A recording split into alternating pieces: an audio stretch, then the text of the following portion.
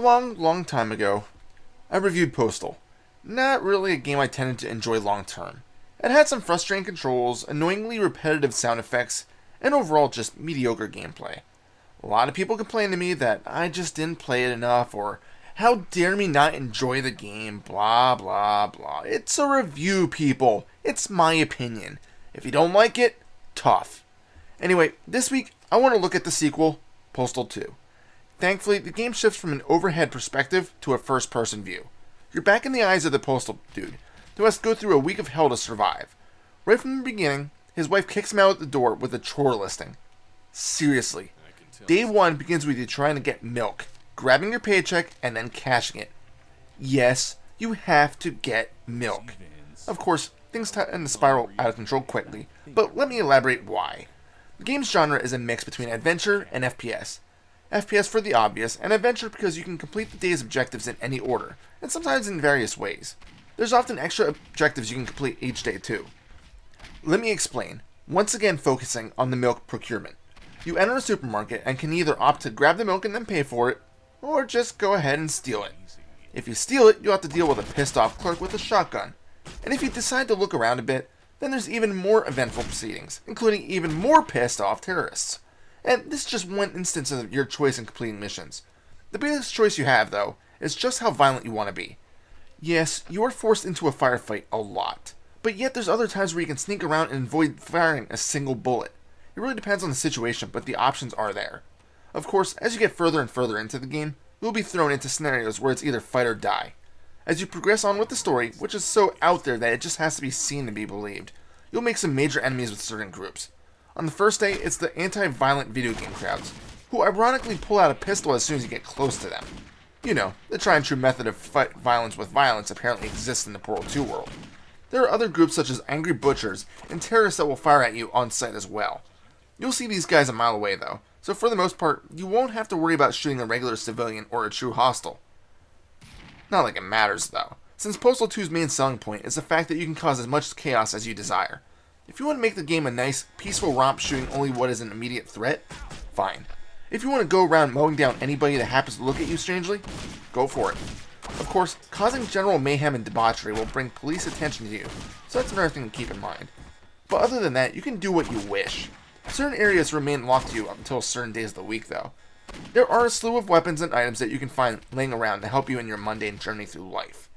Of course, there are health kits laying around, along with food that you can eat to help replenish your life. Armor can be found as well, helping let you survive it for a bit longer. But there are some other stranger items. A health pipe can be smoked to increase your life to 125, but then you'll suffer the adverse effects, mainly going through withdrawal and losing health unless you smoke another one. It can be useful when in a dangerous situation and need health points pronto though. You can find catnip that, if the postal dude sniffs it, will throw him in a bullet time-like effect.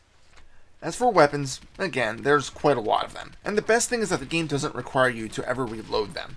Yeah, it's one of those games, but are you really looking for realism in a game that allows you to walk around on public roads just pissing on random passerbys? Anyway, you get your foot, as you can kick random things. You can get a pistol fairly early on in the game, along with a shotgun and assault rifle. Sadly, the assault rifle is incredibly inaccurate at longer ranges, and as such, you're better off using the sniper rifle when you need to fire at longer ranges. There are a lot of other weapons that are a bit more unique, mostly seen with the melee weapons. Sure, you get the baton, a shovel, etc. But what about the scissors that you can simply throw and ricochet off of walls? And the scythe that acts as a boomerang? Each weapon does have its pros and cons, and being that you have an unlimited inventory space, you can use whatever weapon you prefer for the situation you're in. I did have one gripe with the weapons though. Whenever you pull the trigger, the screen will shake. This isn't so bad with most guns, but when using the machine gun, it gets annoying really fast. Why does the screen have to rumble like this? Is it supposed to simulate actually firing it and feeling the recoil? I doubt it. So what happens if you do bring some law enforcement to your position? There's only really one way to get rid of them. Hide. You'll see a little bar below the police badge. As you're hiding and being peaceful, this bar will drop, and once it empties, it's safe to run around again. If a cop sees you at the wanted level, they will give chase and fire at you. Naturally, the more chaos you cause, the higher your wanted level will rise. And the higher it goes, the more cops, SWAT members, and soldiers will go after you. So let's say you don't want to do your chores and instead want to explore a bit. The game's fine with that. As I've already mentioned, the game does lock down a few areas until you progress further into the game. but a good chunk of the town is open and available to you right from the start. And I would consider Postal 2 to be an open world game, even with the few limitations. As for the world that you play in, it's separated into a few different sectors. Some of the, for lack of better words, dungeons, take place in their own segment, but the town itself is also partitioned into small areas. Most of the areas are transitioned with a tunnel or other obvious checkpoint, also normally with a road sign nearby telling you where you're headed to. Once you get beyond this transition point, the game will have to load, which normally doesn't take too long, thankfully, as there can be frequent loading, depending on what you're doing and where you're going. And don't think that escaping one section of the town will allow you to escape any thugs that are chasing you, because that is not the case. They'll just keep following you, even after the loading screen. The graphics of the game are fairly good, with some great gore effects added. Probably one of my favorites is the exaggerated blood trail that you can see from your injured enemies.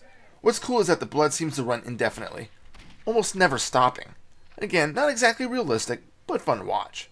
Sure, watching blood run uphill makes no friggin' sense, but again, we're not shooting for what would happen in the real world in this game. And that's only one of the graphical hiccups you'll find. You can find some enemies popping up in front of you with no reasoning behind it. Lights can be shown through other bodies. It's nothing that's really going to detract from the fun of the game, but the glitches do exist. In addition, the sound effects of the game, or more accurately the volume of them, seem off compared to the rest of the game. When you're fighting through the library, as it's burning, the fire seems to be too loud compared to everything else. In addition, when the Postal Dude is conversing with another NPC, the volume of each character is completely different, making the game feel way too fake. At least the voice acting isn't atrocious, but the volumes really should have been normalized. Now, right from the beginning of the game, the challenge is set somewhat high, but easily doable. However, on Friday, things start ramping up and out of control. The soldiers have ridiculous armor and take quite a few shots in order to defeat. Everyone seems to be out to get you, which is actually somewhat fun. But of course, that's also extremely dangerous, as it's much easier to die. And if you have the expansion, you also have to survive the incredibly trippy weekend, where you're out to defeat an army of undead Gary Colemans, along with other crazy stunts. Postal 2 is a fairly fun game. I enjoyed it much more than the original.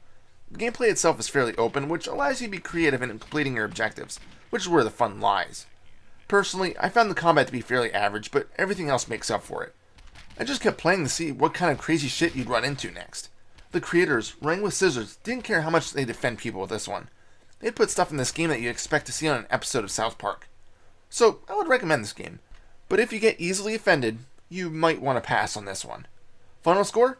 8 out of 10. This is Reaper. Happy fragging.